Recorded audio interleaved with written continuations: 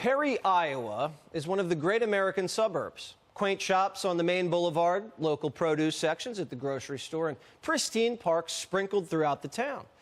It reached a golden era in the 60s and 70s when Tyson Foods opened up its pork factory and revolutionized the town's economy. It's a relatively small town with strong values and a very close-knit community.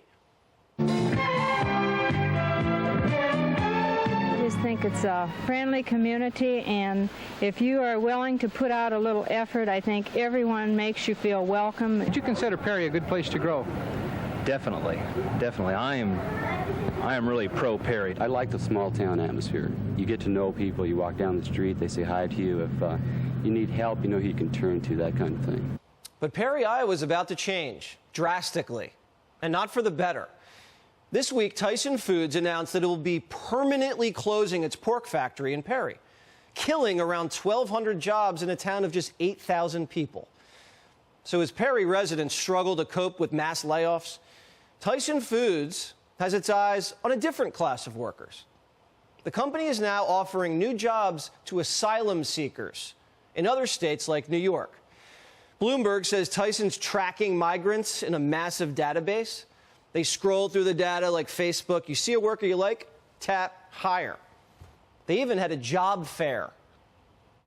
So you were at a Tyson fair in New York City not so long ago where Tyson was basically making this pitch. What did you observe when you went there? They created a database for these new asylum seekers in New York City. So these people would come in, they'd learn a little bit about the company, and for the most part, Tyson had already gone through their various details of their application. And so many of them, 17 the day I was there, and then another 70 a couple weeks later, went off to Tennessee to go start their new jobs as Tyson production workers. Oh, and the jobs come with perks, not just health insurance.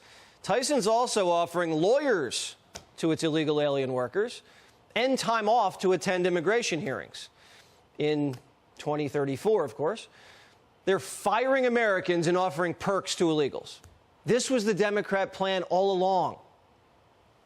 Well, first of all, let's just say we are a nation of immigrants. 460,000 open jobs today. Wow. I have 5,000 farm jobs that I need filled so we can plant the crops. Vegetables would rot in the ground if they weren't being picked by many immigrants, many illegal immigrants. You see, even in Florida, some of the farmers and the growers saying, why are you shipping these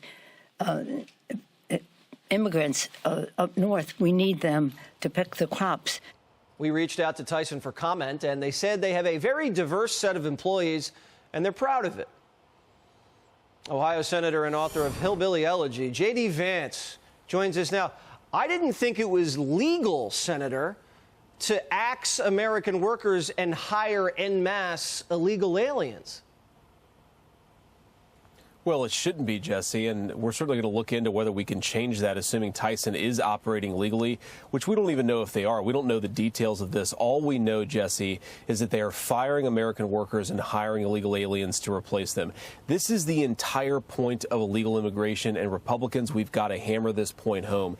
It reduces the wages of American workers by replacing American citizens with foreign laborers who are willing to work at slave wages. It has been the plan, as you said, from the beginning, and what this means is the eradication of the American dream. Every time an American is replaced with an illegal immigrant, it means that an American family loses a good family supporting wage. It means that American companies are literally replacing our own citizens with people who will work for slave wages. That is not capitalism or a market economy, Jesse. That is the decimation of the American middle class via illegal immigration, and it's happening all over the country. And this poor town's going to get slaughtered. All of those people laid off in such a small town, it's just going to have such a tremendous impact. Are they getting around it legally by saying, we're not hiring illegal aliens, we're hiring asylum seekers? Is that how they do it?